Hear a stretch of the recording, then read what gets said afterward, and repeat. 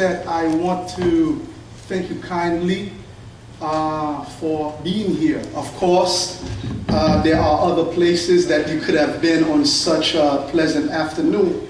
However, on a keep it real style, you know this is where it's happening, as Miss Anderson said. So on that note, and especially the young people, and you know what? When I saw the beautiful faces, the young people in the audience, I had to change my entire presentation, because tonight, on this afternoon, I want to talk to you, my young people. I want to talk to you because you are the future.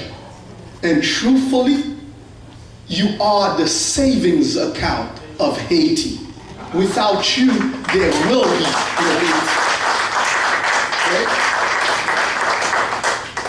And so that I can make sure that you understand and understand well what it is that I want to share with you, I had thought originally about giving this presentation in Creole. However, I will primarily speak in English, though I will be diglossic. From time to time, that means that I may do a little back and forth between a little Creole and a little English, but primarily the presentation will be in English. So I want you to listen and listen well.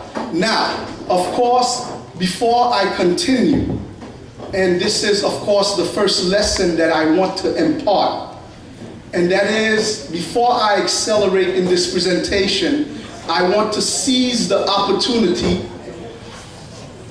to ask my elders the permission to speak, as it is done in the African tradition and that I subscribe to. I acknowledge that my elders, that there are those among us here by virtue of the fact that they have walked under the sun before I have, and they have tasted salt before I have. Therefore, just on that alone, that I acknowledge that they are wiser than I am, and they possess certain knowledge that I do not possess. Consequently, because I wish that they transfer to me what they possess, in great humility, I ask them for permission to speak. May I speak, my elders? Yes. You may. Thank you kindly. Now, November 18,003 was the death knell. As they say in Creole, c'est kousa qui tuye koukoua. This was that particular day. Let me repeat it in case you missed it. November 18,003. This was the day when our ancestors, their dreams were materialized. Their dream, it was a dream that said, no longer will we be slaves. No longer will we be the subservient, be exploited by others. But we would rather die, and we are willing to do whatever is necessary to make that dream come to fruition. As such, on that particular day, they sent the French packing. They said, no more. And of course, we are here to celebrate a very great symbol, not an ordinary symbol, but an extraordinary symbol. And on that particular day of November 18, 2003, every corner, we could now fly our flag with pride, with great pride. Libe, libe. Now, of course, before I go into this presentation, I want to just briefly take the opportunity and talk about symbols, as the flag is a symbol. The words that I'm using right now are symbols.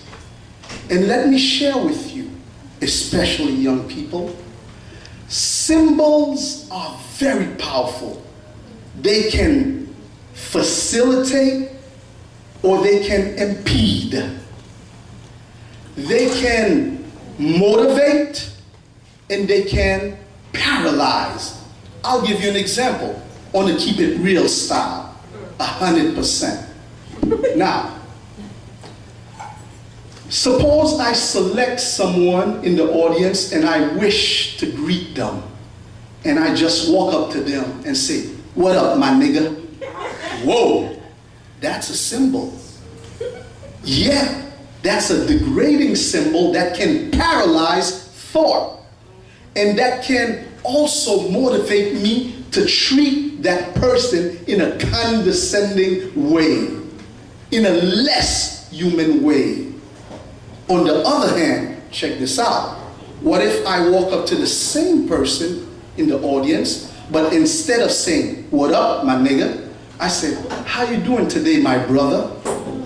How you doing today, my sister?"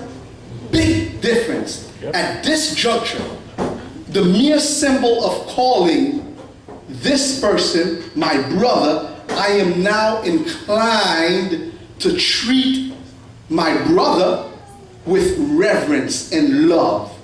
So young people, the message here is very clear. Be very careful of the symbols that you allow that comes into your mind, as symbols have the power to do what? Incarcerate the mind, or the right symbols can also liberate the mind. That's right. So be very careful. Yep.